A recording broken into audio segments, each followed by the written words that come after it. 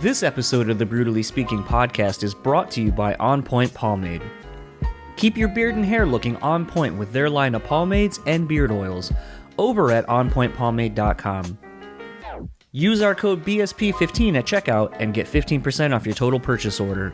So thanks again to On Point Pomade for sponsoring our show.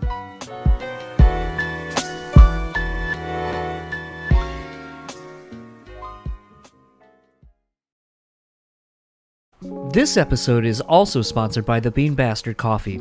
Head over to thebeanbastard.com and pick up any one of their delicious hand-roasted coffees. Coffee lovers will also enjoy their hand-cut and handmade espresso candles and soaps as well. If you're in the Buffalo, New York area, head to their store located at 448 Elmwood Avenue. And thanks again to the Bean Bastard for supporting this show. The Speaking podcast is proudly sponsored by Rockabilia.com. With over 500,000 officially licensed items in their online store, you're guaranteed to find something you need. Use our code BREWtally and get 10% off your total purchase order. Now on to the show.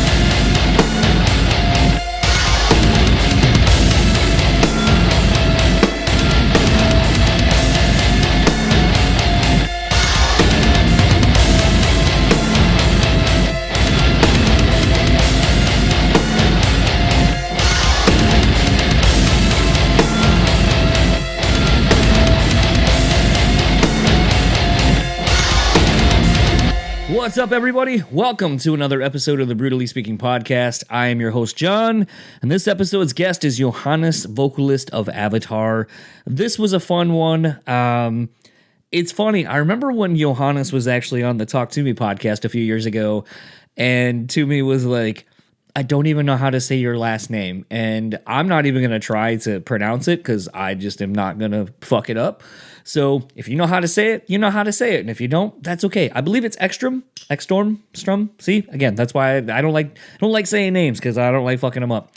But this is a fun, loose chat. Basically, Avatar, we're out on tour. And I kind of enjoy talking to some of these bands that are currently out on the road because it's still kind of a foreign thing that they're doing, being out on the road, getting to tour in such a weird, limited capacity, basically with, you're able to play the show, you're still out doing the thing that you love to do, however, you're not really able to necessarily interact with everybody, you're not able to go explore the cities, all the things that kind of make touring somewhat fun, you're not able to do. So it's kind of interesting just getting to talk to some of these people, and Johannes is one of those that I've kind of long wanted to talk to, with him having so many different hobbies outside of Avatar. Avatar are a very interesting band, given their penchant for theatrics and, just doing a lot of different things. But also, Johannes has a podcast with his wife, who is a music journalist, and,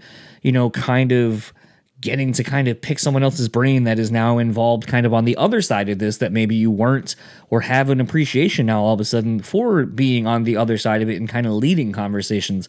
It's a little bit different than just kind of having questions be lobbed at you and then being able to answer them or judge them, I guess, essentially. And I also kind of wanted to talk about his love of wrestling. So, there's a lot to kind of delve into with that. And speaking of delving into my Braves, and as you've just heard, I just opened my Glenfiddich 12-year.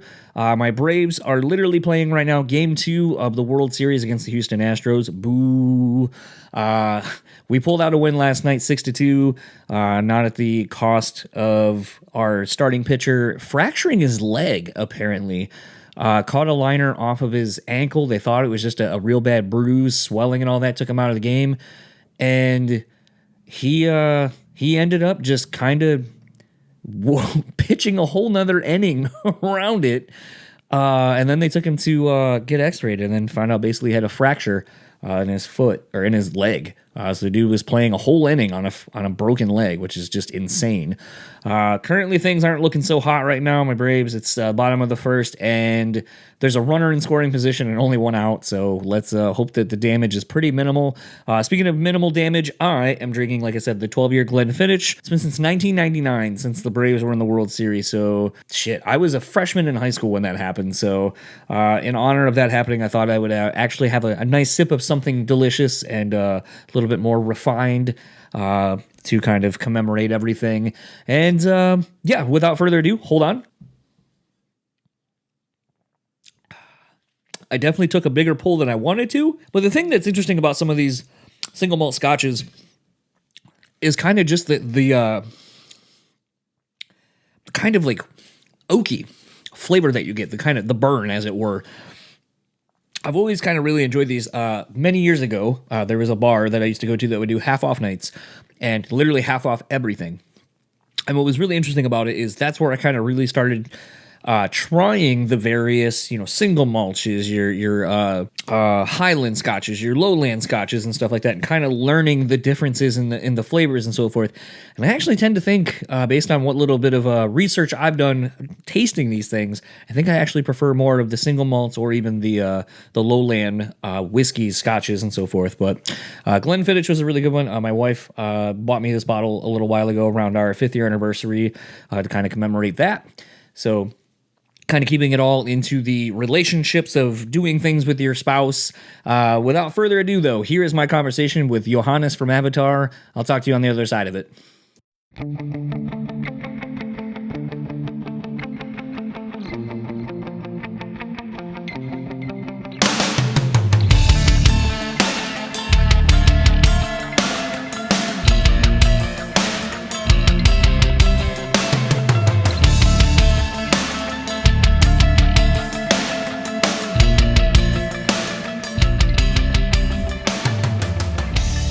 Yeah, hey, thank you for schedule. I liked it yesterday. Yesterday became a thing, so I appreciate that we can do it now. Thank you. No worries. I mean, I feel like, unfortunately, like with having, like, literally, when I get done with this, I'm going to go see the Ice 9 tour that's here in town. But unfortunately, like, I had texted Patrick, their drummer, and I was like, so are you guys also on a super tight bubble, or can we go get, like, dinner and, like, some drinks or something? And he was like, nah, super tight bubble, like, no one in, no one out. So I was like, dude, this sucks. I was like, I love that touring is back and I get to go to shows, but then I'm also like, the flip side of it is having friends who actively tour. I'm like, I don't get to see you though. So it's almost like the other side of it that I enjoy, which I'm sure you very much do as well. Yeah. Especially not being here from the States, half of the fun for you guys, I'm sure, is seeing the people that and getting to explore the areas. And now you don't get to do that. So I feel like it's almost like 2/3 of what makes touring fun is gone right now. Yeah. There's been a couple of awkward conversations about it, but to friends here in the US. But at the same time, for the time being, I feel I'm in no position to complain because, right? Like, for instance, the show yesterday, I said it on stage because it was one of those shows, like, there's wanting this, there's enjoying this, there's loving this, and some days there is needing this, and to have the privilege to to be able to formulate what we do in those terms, and as such also, and then get to do it. That's pretty amazing. I'm not going to complain too much. But yeah, there are some friends that would have looked forward to have seen that I won't. Yeah, it's been weird. Like, tonight will be my 5th show, I think, since the pandemic. Mm-hmm. And it's been such an interesting cross-section of what I've seen and just how things were. So, like, the first one, I know you've played here in Grand Rapids, so you're at least familiar with the area. Yeah. So not too far from the intersection where you guys typically play probably about 5-10 minutes. There was a big festival that was had like Rob Zombie and Korn and all that kind of stuff. Mm-hmm. That was my first show. And so to go right back into a festival setting locally, it was just like, I don't know if this is like okay. Like, it was one of the first big shows too that started like before any of these other festivals that, like, I know you've played, like Blue Ridge and all that kind of stuff. Mm-hmm. But it was really weird because there was, where everyone's following the mandates that are in place, but it didn't feel like anything really had changed, but at the same time, it was like very refreshing and welcoming to be back. Yeah. And seeing people that you typically only see at shows or whatever, and just kind of the camaraderie of people loving, going to the live experience, to then like a couple of months later, having gone to Chicago to go see the Kanye West Donda event, and I'm literally now in a stadium full of people and experiencing that. And that was just kind of like, all right, different city, totally different rules. This is a really interesting pop culture moment that I'm now a part of.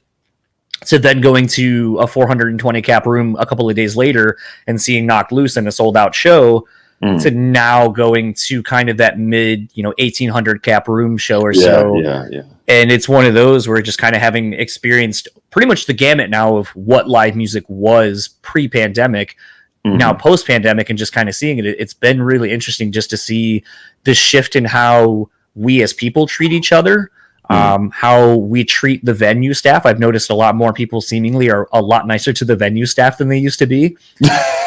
And it's one of those where I just kind of, I'm enjoying being kind of a people watcher and just kind of seeing how we as humans are adapting, or what has changed just from going to shows, literally that being the only constant one thing. What have you noticed? Well,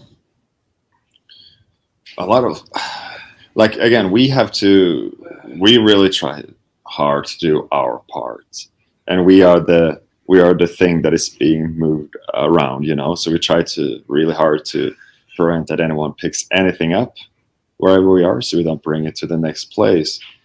And noticing what am I noticing? Well, if you want, also prior to all of this, you could, as a touring musician, you could feel like a fish in a bowl if you're into that.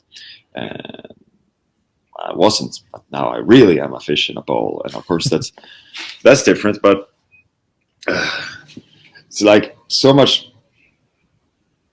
All in all, I guess, like, this period, that whatever's going on now has to be seen as some kind of learning experience, I guess. And I don't know. I really don't know. Like, it's doing really well. It's, as far as, like, I'm not sick yet. Knock on wood. I'm not sick yet, but so it's going well. We are being extremely careful. My hands are so fucking clean all the time. I'm out of curiosity, I know a lot of, from what I've seen, there's not been many stateside bands that have gone and done any international traveling, just due to a lot of the travel implications, travel bans and so forth in place.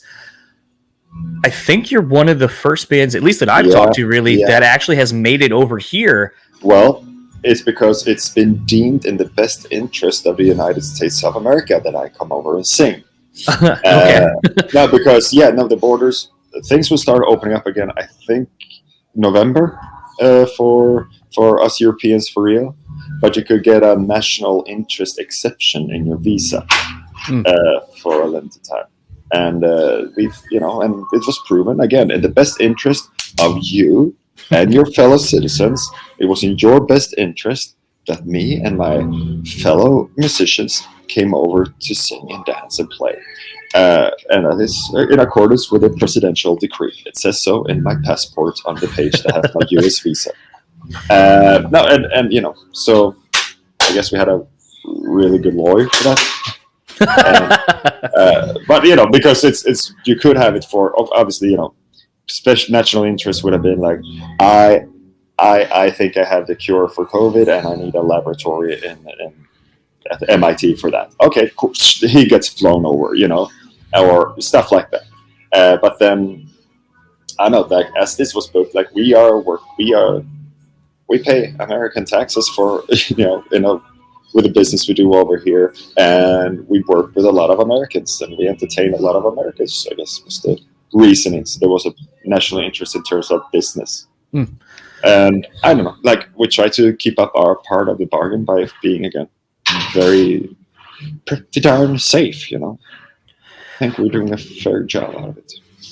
I think something that's interesting in talking with you, and I don't want to make this completely 100% about basically the pandemic. It's just, It's hard though, right? I was going to say, I mean, you're in such an interesting position. So, something I actually have thought a lot about and talked with, some of my friends that tour is, I feel like let me preface by saying, in the traveling I've gotten to do in the last 5 years or so with my wife, traveling mainly just in the US and getting to see different regions, see how people live, see differences in just, from here to Michigan to, we'll say, California or down in Texas, whatever, and just see how everyone does things and the culture that exists there and so forth. It can't help but inform you of a bigger view other than just literally what you see here locally, like your local scene, to put it in musical terms.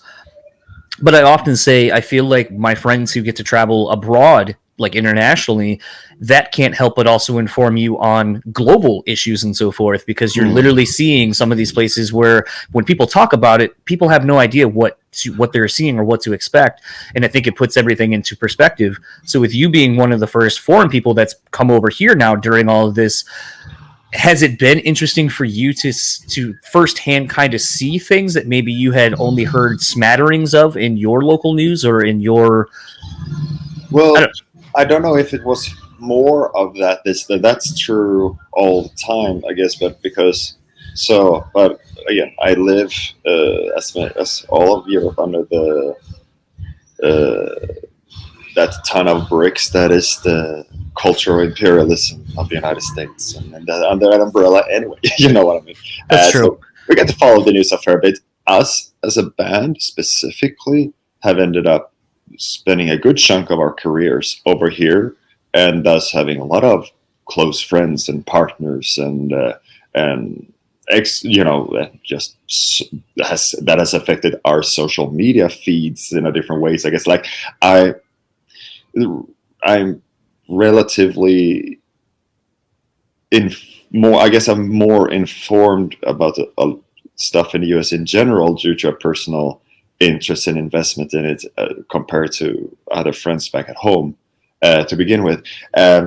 Now again, since we came over, I know that things been going on, and I know things are vastly different from state to state, and I would agree with some places how they have conducted themselves more than others.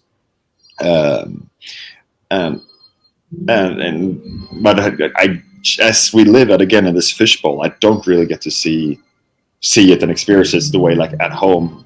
I go grocery shopping at home. Like, oh, we can go to libraries now. Wow, and whatever they would deal with it that I had to deal with, and I immerse myself in it. And now the whole point, what we're doing now, is to try to not immerse ourselves in it while doing this thing. Try to be responsible in some way, if there is a way of being that. I guess that's another. It's. I guess I feel less immersed. I get to see less this time, but ultimately, I see a bunch of human beings trying to live their lives according to what they think is right or wrong and stuff, the polarization is more evident online than it is in person, I feel. I don't know what else clever I can say about it. I know it's polarized. I know that I like masks and distance and science and honesty and that information and stuff. And, again, having the ear on the ground in terms of how things are being talked about over here. Many times I feel like the people who are saying a lot of very, very stupid things and hurtful things about this, things are simply wrong, tend to have a very US-centric idea of why this crazy-ass Bond villain plan would be put in place, where it's like, oh yeah, and you think you got the Finnish government in on that as well, the Dutch, the Belgians, the Chinese, the Japanese, the South Africans, to fool you in somewhere in the state of something, and I get the vaccine, man. Come on. Yeah, I just came back from Atlanta a week ago, and it was funny because my wife and I were talking, because I said, I got a little bit of pushback from a couple of people who are like, you and your wife seem to have traveled an awful lot during this pandemic. She's like, we didn't go hardly anywhere. And I was like, Well, technically, I think right as the pandemic started, we were in New Orleans. Then we had your grandmother's funeral, had to go to Arizona. Then my uncle's funeral, had to go back home to Delaware. I was like, we went to Atlanta. We've gone to, and she was like, I was like, we went to Vegas, and she was like, oh, I guess we have gone to a lot of places. And I was like, and I go, but the thing is like, like I made the comments to somebody. I go, I'm vaccinated. I make sure to follow all the procedures wherever we're going, look them up ahead of time. So we're following everything as best as we can. Whatever events we're doing, we're following, protocols. If like when we went to San Antonio, we went to a basketball game, they were a quarter full. You had to, upload all this information. You then had to present that before you could even get into the stadium. Like there were all these things in place and we adhered to that. And it's like, if the whole point of all of this is to get back to a normal, then at what point do you start trying to do the normal things in the capacity of what you're told is acceptable and then just start living your life again? And I go, I understand the some degree of some people, complaining like, well, by you leaving and going somewhere else, potentially you could spread and all this, that, and the other. But it's like, again, it's like, well, then what was the point of vaccinating? What was the point of doing all this stuff? Like it's kind of the Arboreus or whatever, the snake eating its own tail. That it's like, you kind of just keep doing this, and eventually you kind of have to be like, all right, at what point do you just start trying to live a life of some sort and just kind of figure it out? But something that has been interesting on your tour and kind of bringing the morale up away from the pandemic talk, apparently there was a misconnection I saw on your Twitter feed the other day at one of your shows where a concert goer was smitten by an attractive lady, and what I didn't know Avatar was now in the love matchmaking game. Has there been more developments on that front? No developments. I found it sweet, but also someone commented, dude, if she hasn't reached back to you by now, maybe maybe she saw it very differently than he did, which makes me feel a bit sad, There's still hope. Oh, there's always hope. Don't give up hope, of course, but, have you guys, I know the thing at a lot of shows over the, with social media and people being able to get a hold of people in bands, have you guys had a proposal during your tenure of being in the band of, having someone come on stage? No, but we haven't. No, I don't think... It's our fucking show. Sorry, I don't know if I can. No, you can. You can totally swear. No, you can swear. It's our fucking show.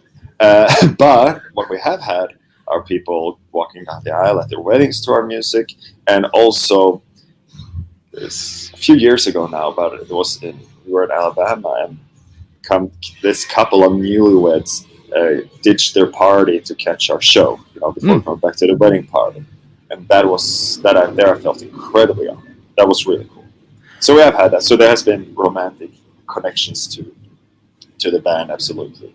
But like with all due respect to proposals, also I don't know the big public display of proposal. I think we are personally that is not how the married people in the band did not propose like that. And I sometimes joke with my wife about if I want a divorce, I could re-propose to her from stage. She would slit my throat.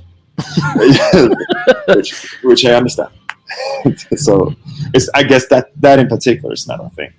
But yeah, no. There's been wedding, marriage, child making related things going on. Every show something. Yeah, I was one of the people who did actually propose during a show, actually with a mutual acquaintance. The guys in Wilson are good friends of mine.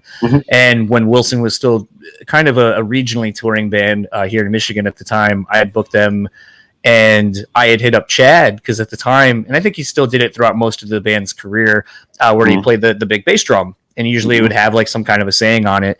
And so I was like, I want to propose to my wife at the show that I just booked for you guys. But like you said, I didn't want it to take away from the show. So when like Chad's like, so do you want to like come up on stage? And I was like, no. Because you always come out. This is how you end the set. You come out and I'll kind of, whatever. You can just be like, hey, thanks for, John, for booking the show. And I'll just raise my hand and wave at you so you can see where I am. And then when the song's going, you do the thing. But then on the drum, it'll say, like Bridget will, or Bridget, will you marry me on either side? Yeah, So yeah. like, you can do it. And I go, because That's when you're cute, done, I go, your set's done. You get the fuck off stage. Your band starts tearing down. The next band can load on. It doesn't actually take away from the show. No, I that was works. like, and so he was just like, I ended up doing it, and it went off without a hitch, and we're still together now. But it's funny because like that was my big thing, is I was like, I don't want it to take away from the show. I don't want to be the center of attention. I want it to be a part of the show, because my wife and I go to a lot of shows. We basically, before we knew each other, were at a lot of shows together. And it's one of those where music is, and live music especially, is a huge part of our lives. So I thought it was fitting in that capacity to do it that way. My permission in hindsight. That's fine. Well, I'm glad now, in hindsight, I have your permission. Yeah. I'll tell Chad that he still is in the clear for doing that. Yeah. Something I kind of wanted to talk to you about, because yesterday this was actually something I was reading, and I know that through doing some due diligence that you are a wrestling fan. Have you seen or heard about what's going on with Ric Flair currently? I saw some pictures of him being back at the gym, and I think isn't he managing over in AEW or something like that? That I'm not entirely sure of. I know it's funny, in the last couple of weeks he's been it's everywhere. I was gonna say he was accused of going down on some woman on a train in public, and then I think his best reply was like, "I don't ride trains." And I was like, only you would get away with saying something like that, and people not being like, that doesn't really address anything, but okay. But no, I guess so there's that show on Vice, Dark Side of the Ring, which is a really great thing. I and like it. They finally addressed the plane ride from hell, where just a bunch of shit was going on. I'm yet to see that, but I heard of it. Yeah, and apparently allegations are brought against Rick, and having stewardesses grope him and stuff like that, like him having them. Years, we knew that. Yeah, and so now apparently WWE, saw as yesterday, scrubbed him from everything, so he's not even part of their thing. And it's just kind of interesting that it was kind of making me think about this kind of culture we live in now, where it's like we know a lot about things that happen. We maybe don't talk about them, or there is obviously we have knowledge of something, but then it seems to be once it becomes a bigger issue, then all of a sudden it's like, well, let's just disown any connection to this at all, and then erase. I think that was stupid. I think that counts as assault. I think you're not supposed to do that, and that's bad. Don't go around pretending that you just found out because everyone was on that plane. That's the story, right? That they were all there and losing their minds, and so it's either you were, and then we have to decide what is for what do we, put people in boiling oil and throw them into a volcano or stuff, and for what do we give them a slap in the fingers, and what's the scale in between there? Because there is wrong and then there's wrong, and I don't know. I wouldn't have liked to be in the receiving end of his behavior, but it was done. And if we are cool with everything and buy the T-shirt and think he's the funniest guy ever, and the 30 for 30 thing special with him was the best one ever, and all that, and and you say woo, and now because it got a bit more attention, because again, I knew it. I heard about it in different versions from pod. It's one of those things, right? Yeah.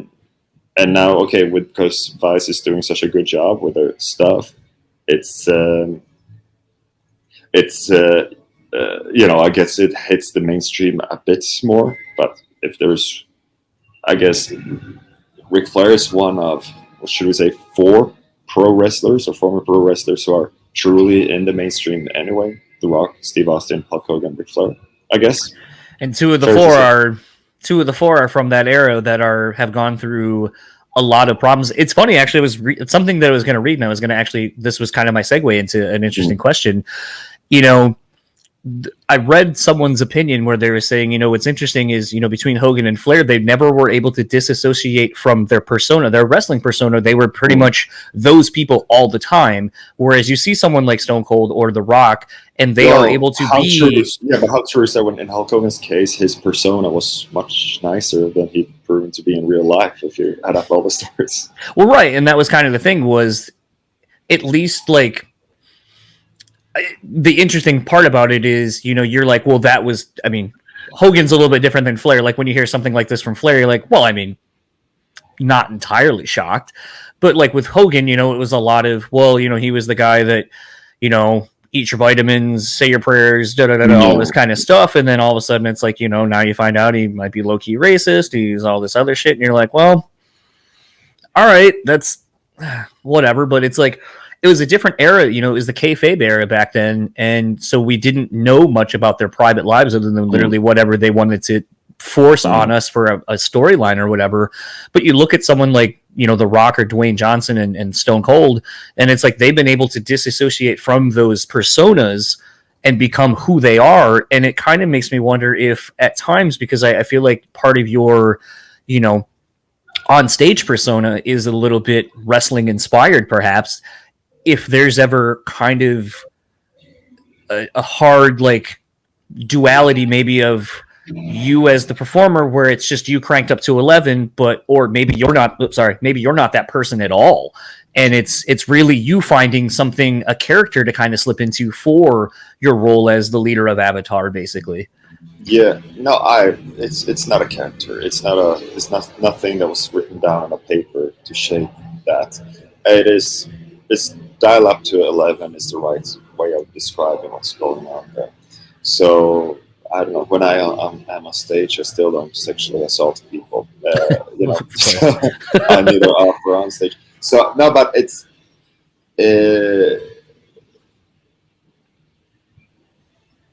I don't know. Like I guess the risk is always if you're put in the limelight, and it doesn't matter if you play for 40,000 or 40 people, as long as they look at you with a certain type of admiring eyes and applaud what you do for being a silly boy, that can go to someone's head, I guess, very easily. And I guess, but it's kind of, I guess, in the art form and in what we're doing, and I'm putting very high value into honesty and sincerity. And those songs, I don't know, I hear the sound check with a recording from the other night in the background of Smells Like a Freak Show. And ultimately, I feel like one of the many things I try to do on stage is to reconnect with whatever song meant to me at the time of writing and recording it. And there's a lot of stuff in that if you do that honestly, if you do Smells Like a Freak Show honestly, or if you do Paint Me Red honestly, or some of those, that should keep you somewhat rooted in some kind of self-examination. Hopefully, I'm probably really full of myself if you ask someone who isn't me. That is, but as I get to answer you now, I say, no, man, I'm fine. Off stage, I'm a lovely bloke, just as pretty as on stage, just the lights falls particularly nicely on me there. No, but I think it's, in what we do, it's different. It's a different form of storytelling. It's because pro wrestling, I do draw a lot of inspiration there and dial up your personality into a persona by going to, cranking up to 11, definitely a pro wrestling thing. Listening and working with the audience, feeling where are they at, how do I bring them, how do I assume control here, and how I speak, and even just how I move while singing and all that. That is, well, thank you, Ric Flair, frankly, thank you, Hulk Hogan, in that sense. But again, they tell a story in the ring, and I read from my diary. I don't know. That was a good answer there at the end. I got it at the end. Yeah. You landed your promo very well. You got out of it really well. Yeah. It's I don't know. It was sketchy there for a while. Well, I think that, like, to me, that's the interesting thing about wrestling. When I actually took friends in touring bands for me to really kind of get into it, because I noticed a lot of touring musicians really love wrestling, and the more I kind of think about it, it's like, okay, it's kind of like, they've always said it's like a male soap opera, like it's an action movie, but it has a little bit of storyline, so on and so forth, and it's just, fun.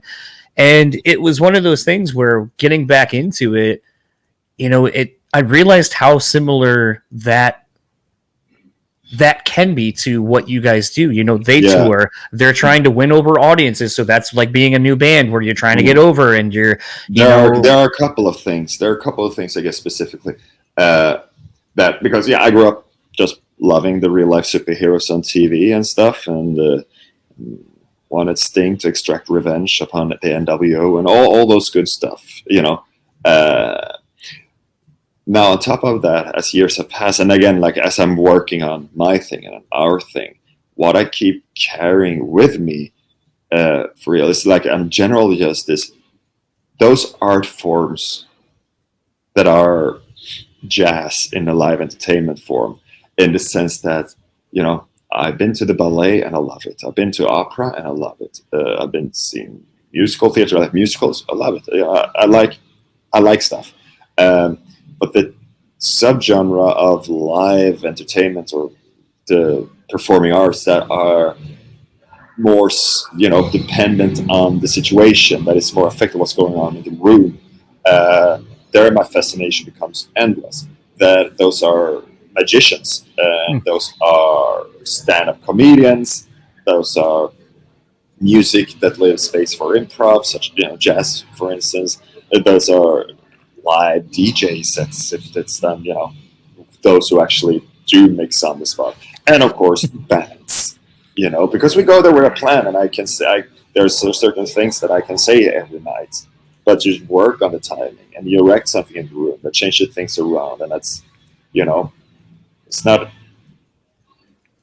as like working on a stand-up comedian set, because that is to talk for, ultimately you try to get your hour together or whatever, and you have to be funny all the time, because it's not my job to be funny. I get away with, if I'm just a bit amusing, people think I'm really funny, and I can reuse my jokes for much longer than they can. That being said, it's you know, it's still kind of work on your material, you know, and you know, have a fixed plan. We kind of choreograph a little thing. Would it be cool if we all stood like, did this thing like that? And then we kind of started diverge from that and invent new things. It's a living, breathing thing, and that is pro wrestling too. You know, like, what if you jackknife powerbomb me down on, you know, over there, and then but I then will counter it, and like, let's try that tonight, and you work on your thing throughout the house shows, and there I feel like kinship. Well, I feel like there's almost, you know, kind of speaking of that, I feel like house shows are more fun than what you end up seeing on the televised product, because it's like there's so much more room for spontaneity and just having fun. Pro wrestling was a love show, and you know, I am a so like I dip my toe in here and there, and I want to. I always like it. I want to love it, but you know, I'm sitting on my porch talking about those damn kids. There's certain things that I like in the way it was. Most importantly, you know, like, yes, it is predetermined. Yes, if it's done right, it should hurt me to watch them do what they do, but they shouldn't hurt each other. But believe what I need as an adult, I don't care. It can be childish and stuff, you know. I can go for, again, people hulking up and stuff. We can play by different rules, and because UFC is, and you know, MMA is fine too. We don't have to pretend that this is now MMA, because no, we can actually decide together that drop kicks is a devastating move, and missile drop kicks make sense as a strategic choice to defeat an opponent, right? And that personal issues decides the booking and billing of a match card. We're into that. But as an adult, I still want to feel like that the majority of people on the card, I want to look at them and think, he could kick my ass. He could kick my ass. She could kick my ass. You know, like, and it doesn't take much, because I haven't been in a fight since I was 12, you know, whatever. So it doesn't take much probably to make me believe that. But when they polish things too much, or they don't, you know, live up to that look of expectations, and a lot of it is body, a lot of it is stuff, but even more is how you carry yourself. You know, you need to feel dangerous. It's still, you know, supposed to be fighting and personal issues, deciding how badly you want to fight each other, and clawing yourself to the top. All the stories in there is determined on, like, you know, that's why still, you know, why everyone should be, or no, we can have two nice looking fellas, you know, but 98% of people should be a bunch of Brock listeners.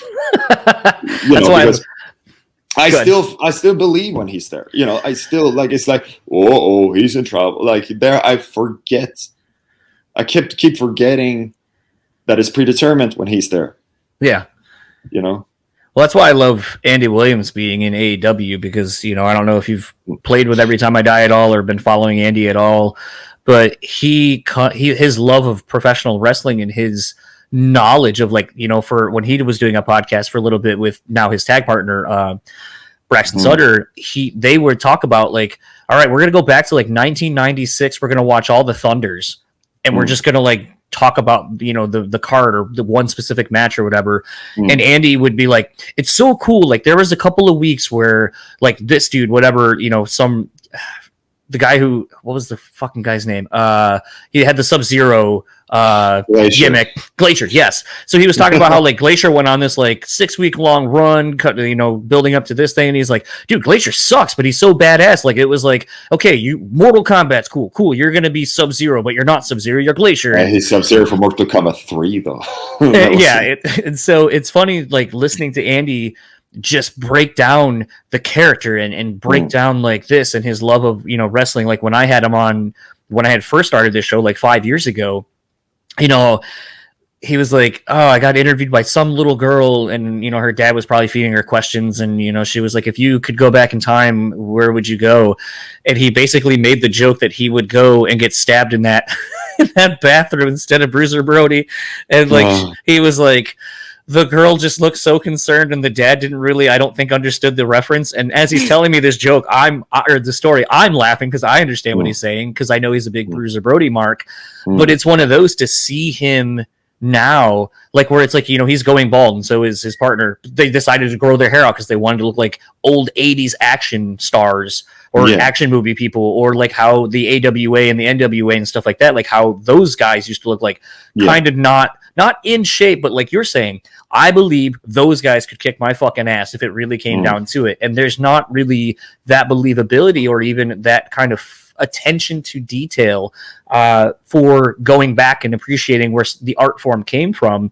And you could almost put that same prism on music. You know, a lot of times now I feel like, you know, I constantly tell people when they're, what are you listening to that's new? And I go, I'm not listening to something new. I'm actually listening to something old, kind of getting a feel for it so that I can go forward and then see where everything's going and see where those people are then taking the torch and then taking the torch moving forward, because I'll have the appreciation to understand where something came from. And I was like, I feel like, you know, we all have the ability to do that with the world's knowledge literally at our fingertips, but we're too fucking lazy or whatever to actually do that. So it's one of those where I don't know if it's now my age where I'm that guy on my lawn going like, you goddamn kids just don't understand, but sometimes I feel that way. Yeah, absolutely. Hey, I have to give a heads up that very, very shortly it's going to be sound check time here. Okay.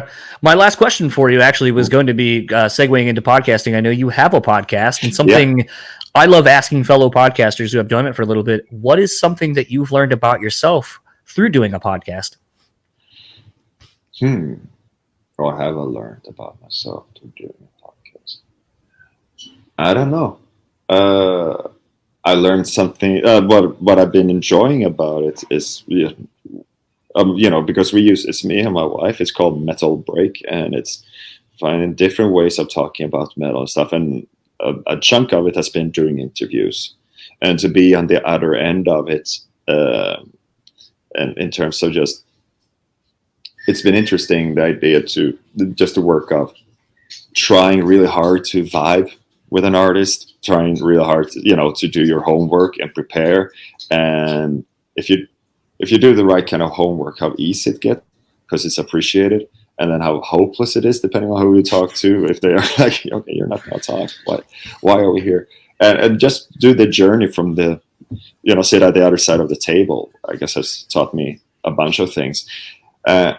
And frankly, because because my wife is the actual music journalist, she written for actual metal magazines since she was a teenager, you know, she has a pedigree in the field, and learning from her and learning with her how to do this thing, has also, okay, but now I set these standards for me, has maybe made me less what's called a tolerant when I enter into you and like, when it comes, so okay, so good, I'm so excited to be here, I've been following you so much, yeah, so what you want to talk about? No, that's not how we're going to do that, and it's I'm for the sake of conversation leading up to actually starting an interview, I feel, how's the tour doing so far? It's perfectly fine. It's talking weather. If it's an actual question in your battery of questions for an interview, you lose me already there. But so it's a tour going, because I'm gonna lie if it's bad.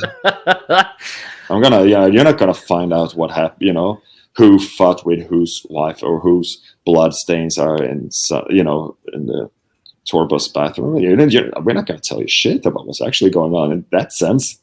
You have to go into specifics to get specific answers there. So that's important.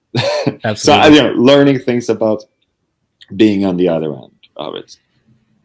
Awesome. Well, I'll let you get to your sound check so you can do your visa duties of actually coming here to perform for us. And thank you for taking the time. Hopefully we can do this again another time, and enjoy your show tonight. And I will hopefully enjoy mine. Hopefully it's good. Hopefully the tour is going well, and I don't run into any problems.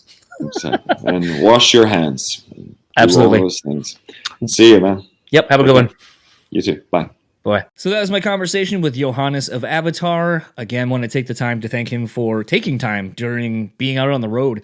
I know I kind of joked that there's not really a whole lot to do when you can't leave a tour due to it being in the midst of a pandemic and just everyone kind of chilling out. But it doesn't mean that there isn't something else that Johannes could have done with his time other than talking to me. So I want to thank him for taking the time and for kind of going all over with me with that. Like, I didn't necessarily know that I was going to get kind of caught up in global politics of sorts in the beginning there, but I do think it was funny, and it's something that I noticed right away as soon as it was coming out of my mouth, with like, well, obviously you're aware of what's happening here, and it's like, that's so fucking pretentious of me, but more, I think, speaks to us as Americans to just assume that, well, everyone knows what the fuck's happening here because we're America, we're the greatest. So I thought it was kind of funny that I had to kind of check myself right away with just that line of thinking, because it's not indicative of how the world is. I mean, I don't necessarily know what's going on in other parts of the fucking country, in our country, let alone other countries. So to assume that someone who's not even living here would just know what's going on here would be weird. But I think the bigger talking point that was kind of interesting is just at that point, even kind of having someone who lives abroad kind of figuring out how to traverse the differences globally. I mean, coming over here to the States where, I've done a little bit of traveling since the pandemic, and it's like, you have different rules in place based on geography. Like, I know, and even sometimes that's not even consistent. I know when going to San Antonio, when going to, Las Vegas, it was weird because it's like some places it's like, well, if you go into a restaurant, as soon as you're sat, then you can take a mask off, or it's when you have water or when you actually have food, and there's nothing that tells you, so you kind of have to wing it and figure it out. And I think that would be, I know it was at times frustrating for me to kind of deal with that in my travels, so I couldn't imagine really kind of doing that and having it be for part of my job. So forgive me, I guess, a little bit for some of the tangents we went on there, kind of speaking to those things. But, it's not often that I always get to talk to people who are from abroad, especially during all of this. Like I said, Avatar are one of the first few bands that I've talked to that are actively touring and are seemingly doing really well. The irony is, right after we got done doing this chat, I saw news broke of one of the opening bands on the tour basically getting kicked off due to COVID issues or whatever. So it seems like maybe, I guess, in spite of everyone's best intentions, shit still is happening. So we'll kind of see how that goes, and how it will affect touring going forward. I know right now my wife and friend are at the In This Moment Dead show, and I know they are on a hell of a lockdown right now. I have a cousin that you heard me say when talking to Joe from Dead that I've never met that's on that tour, and I was kind of excited to meet him, but then he's like, well, can't really hang out with anyone. So, and I was like, well, all right, fair enough. So, all of that aside, that has nothing to do with this actual conversation, but just another fun, interesting aside how even when you know people on tours, you don't get to hang out with them. So, if you would like to keep up with Avatar, it is very simple. You can just go to avatarmetal.com. That is the landing page for everything. If you want to follow him on social media, simple enough. Avatar Metal everywhere. If you would like to keep up with Johannes, you can find him on Twitter at Johannes_Avatar. I did not find an Instagram page for him, so maybe he does have one and it's private. I don't know. But if you would like to figure that one out yourself, go ahead and do the digging. So there you go. Speaking of doing digging, why don't you go back and dig into the back episodes of the Metal Break podcast with Johannes and his wife. I have been making my way slowly through some of the episodes, but when you're roughly sitting at around 15 to 20 podcasts that come out once or twice a week, you start falling behind pretty fucking quickly, especially in doing your own. So I always love advocating for people to go and check out podcasts when people have podcasts that are guests on the show. So please go do that if you can and you would like to. If you would like to keep up with this podcast, simple enough, it is at brewspeakpod.com. That is the landing page for everything. BrewSpeakPod on every social, so that's simple enough as well. If you would like to keep up with our show sponsors, you can go to thebeanbastard.com, pick up some delicious coffee. I can't wait to go to Buffalo in about a month, a little over a month and a half, to go to the brick and mortar. I'm going to buy a shitload of stuff straight from the source. I'm actually going to get to watch the beans be roasted. I'm very fucking excited about it if you can't tell. Also, I'm really excited about rockabilia.com. They have over 500,000 items in their online store. Use our code BREWtally and take 10% off your total purchase order. I thoroughly enjoy saving you guys some money when I can, so please take advantage of that, especially with the holidays fast approaching. And speaking of fast approaching, with the holidays, holiday photos, holiday gatherings, those are a thing again this year.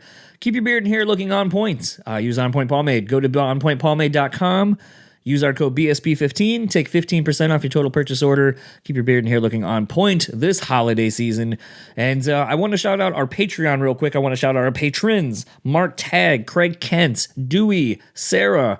Thank you so much for your contributions. Love having you guys support the podcast. Means a lot. Been putting a lot more content up. Basically, all the episodes, as soon as I'm done with them, they go up over there. So if you want that exclusive access to that, you can get that for as little as $3 a month.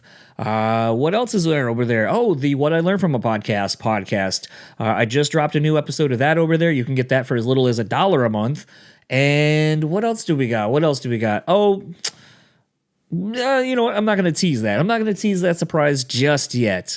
So, for the Brewtally Speaking podcast, I am John, and I will talk to you all next week, where we have Brian Vander Ark of the Verb Pipe. So I'm going to get out of here, watch hopefully my Braves take 2-0 lead in the World Series. Not looking great right now, and I'll talk to you all next week. Sucked.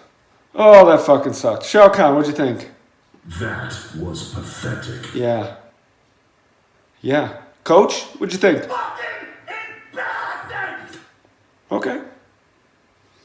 Okay. I mean, I knew it was going to fucking suck, but I think those guys were a little rude. Austin Powers? How about new? Okay, I thought we were going to get the Austin Powers vote. We did not. John, use that for your podcast. It fucking sucks. But you knew what you were getting into. It will result in less listens. You're going to see a decline in listeners if you start the show with that. You're going to see 30 seconds in, the number will plummet. And I will be there at the bottom of the plummet saying, I fucking told you, don't use this fucking riff. It sucks.